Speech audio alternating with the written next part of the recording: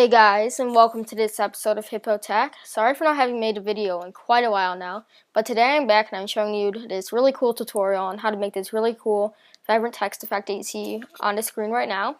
It's very quick and very easy, so if you hold on, I'll get on to the tutorial. So the first thing you obviously want to do to start off this project is open up a new document.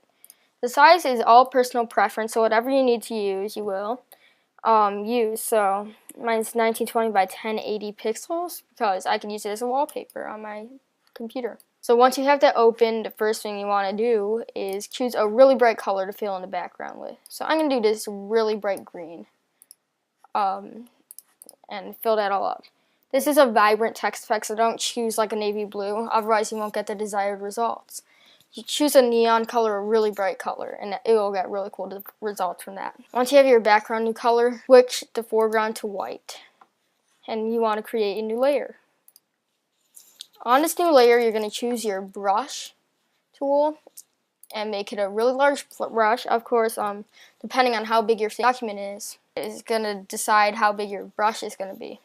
And you want to make sure your hardness is on 0%. So if you used a 1920 by 1080 pixel document, 700 is a good size to start off with.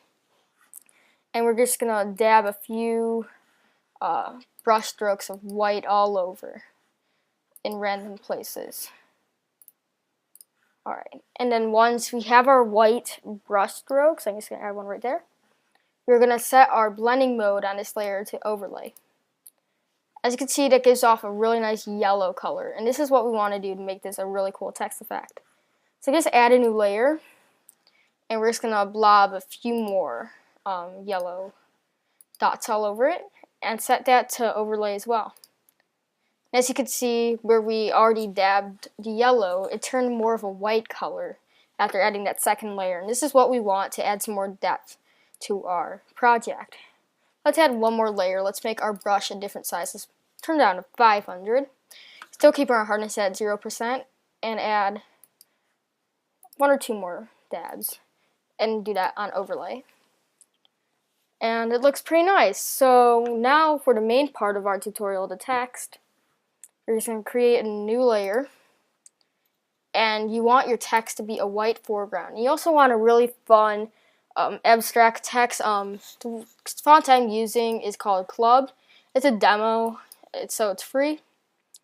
And you can use whatever font you want to. I'll have a link to this downloaded in the description. But a really nice club-like or abstract font looks really nice. So I'm just going to type in Vibrant. That's a bit big. I'm going to turn it down a little bit. Okay, so I made my font a size 50. Let's just Command A and center this on our document. Once we have our font all centered and everything like that, we want to double click on the layer to open up our layer styles. And we're going to add 4 different categories. So we want a drop shadow, and we're just going to start with the drop shadow and the outer glow. On the drop shadow, keep everything the same. We want this, but we want the opacity at 12%. The distance at 1, and the size at 0, as well as the spread at 0. Now for the outer glow, we need to change the yellow to a black. And we need to set our blend mode to normal. This is really important. And our opacity down to 11%. Now we're going to add a gradient overlay. And we're going to double click on this to create a custom gradient overlay. We're just going to add 2 more stops. This one's going to be black right here. This is going to remain white. This one's going to turn white. Just move them over a bit more. Whoops. So as you can see, it just stops like really abruptly. That's what we want.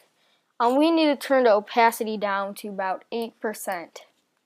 Keep the scale and the angle the same. Make sure your style is on linear.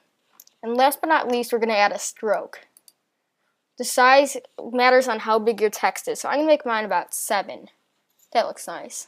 We're going to turn our opacity down to about 4. It merely matters. I'll say about 4 to 10. Don't exceed 10. I'll do mine at about 7. It looks pretty nice. Make sure it's at black too. That's what we want. And there you go. There is your vibrant text effect. If you found this tutorial very helpful, please comment, rate, and subscribe. Thanks for watching. Tune in next time for some more tech videos, and bye.